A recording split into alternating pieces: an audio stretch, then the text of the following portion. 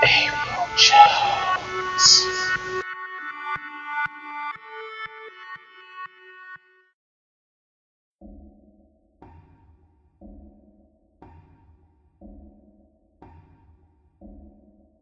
Dear Diary, you've given me so much joy throughout the years of being in my possession.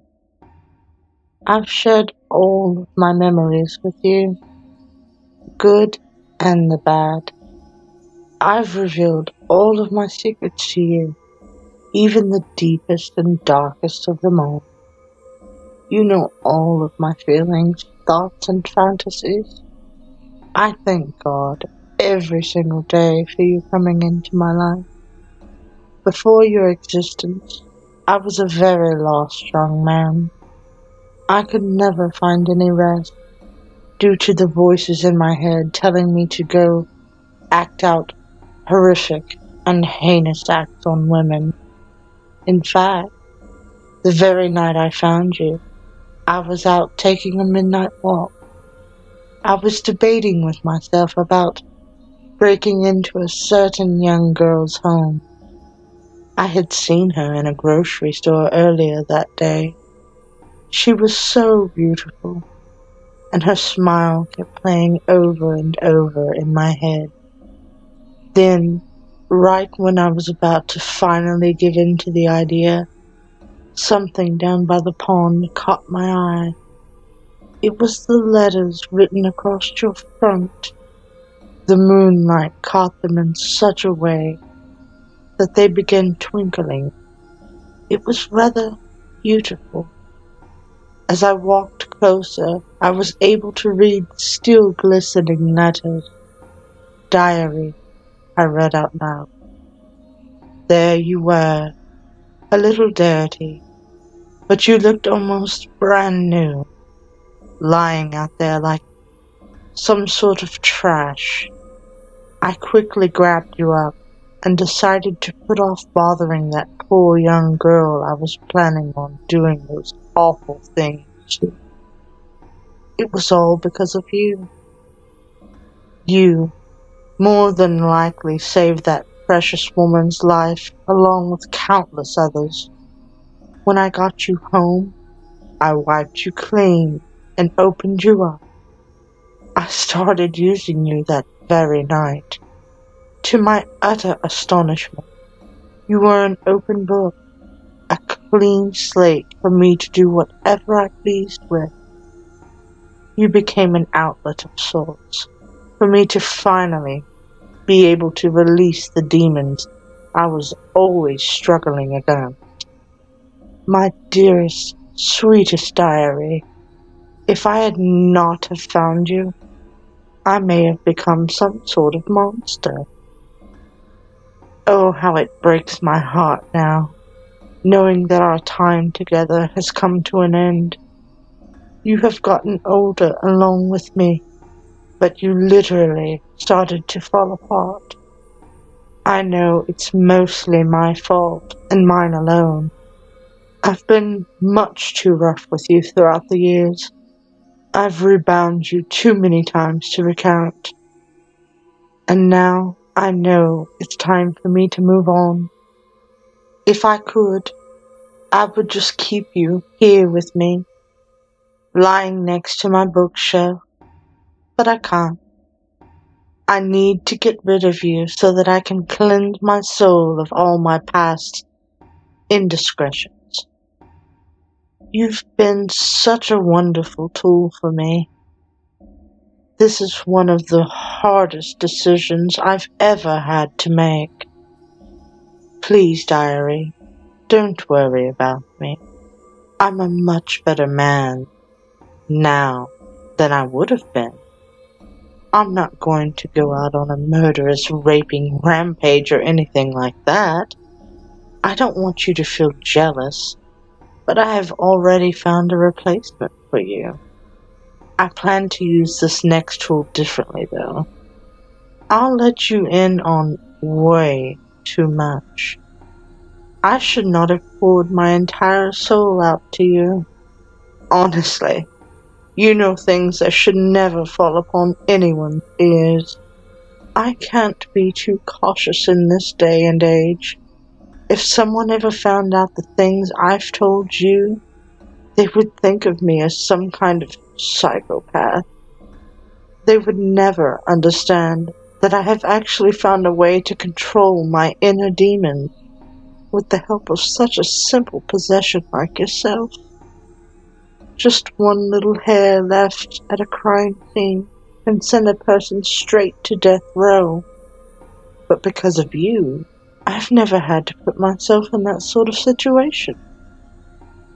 I often imagine how you came to be down by that pond. Sometimes I imagine that you were somehow put there for me to find. I know it's silly, but I like to fantasize that you somehow grew legs and made your way there all by yourself. Ha! It was probably nothing more than a big coincidence. But I don't like to imagine it as such.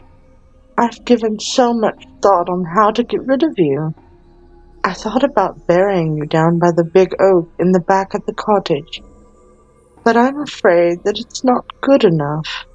In my wildest dreams, I've always imagined putting you right back where I found you, for someone else to find and use, but I'm sure nobody would want you anymore. I've filled you to the brim. And now you truly are nothing more than a used-up piece of trash.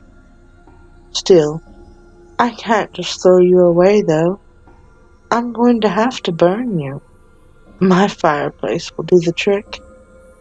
As I watch you burn, all of the awful pages of my memories, thoughts, and feelings will burn with you. It will feel so nice to let go of such a great burden and start anew. Now that you're starting to tatter and fray at the ends, I'm sure that even you will feel relieved for me to finally let go. You will finally be free, my beloved diary. Although I must say, it was very hard for me to come to grips with this. I'm actually not going to burn all of you. I've decided to keep a trophy of sorts. After I'm done reading this last letter to you, I'm going to unbind you from your chains for the very last time. After removing that heavy collar and handcuffs around your wrists, I'll place your name tag in a glass frame. Diary is the most unique and beautiful name I've ever heard. When I first read it the night I found you, I was so confused. I'd never heard Diary as a name before. It will look absolutely stunning on the shelf right above the fireplace. Please don't be afraid, my sweet girl. It's time for you to go. The fire will kill you pretty quickly. I know. I promised you I would keep you with me forever. But there really is not enough room for you and the new girl.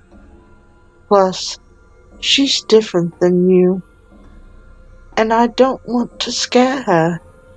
She still has her leg, and is as pure as you were that fateful night when I found you.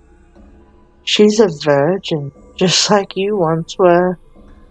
A brand new open book for me to do with whatever I please. You've lived such a wonderful life here with me. You've saved numerous girls' lives. I'm a changed man because of you. Please go into the afterlife knowing all the good you've done for the world. Like I said previously, I plan on using her differently than I did you. I'll go much easier on her. If I could go back in time and change things, I would. I would have never removed your eyes if I truly did not have that silly notion that I would someday put you back by the pond and let you free. Please believe me when I say I never planned on killing you. I was so naive back then. Your eyes were such a pretty shade of blue. I actually kept them in a jar in the cabinet, but I'm going to burn them too. Sadly, they've lost most of their vivid coloring by now. Still yet, that was not my worst mistake. I wish with all my heart that I would have asked you one simple question before I cut your tongue and severed your vocal cords. I simply would have asked, how did you end up at the pond? Whomever it was that put you there managed to cut your legs off with such exquisite precision. If he was not some kind of unearthly being, then he must have been some sort of doctor. Every day I wish that I could go and thank the kind soul that left you there for me. Although I must say, if he did that for his own personal gratification, I might feel very different. No man in their right mind would have went through all that hard work of capturing you, and then what? Using you for such a petty and boring reason. Why waste such a perfect virgin on something as silly as cutting off their legs? If that were the case, he must have been some kind of monster or psychopath. I shall never understand his motives, but I guess a normal person can't be expected to understand the minds of such beasts. Things like that are better left to the psychologists and psychiatrists to ponder. I will now break my rant and leave you with these few short words. My dearest diary, I'm so sorry that I must leave you to the ashes.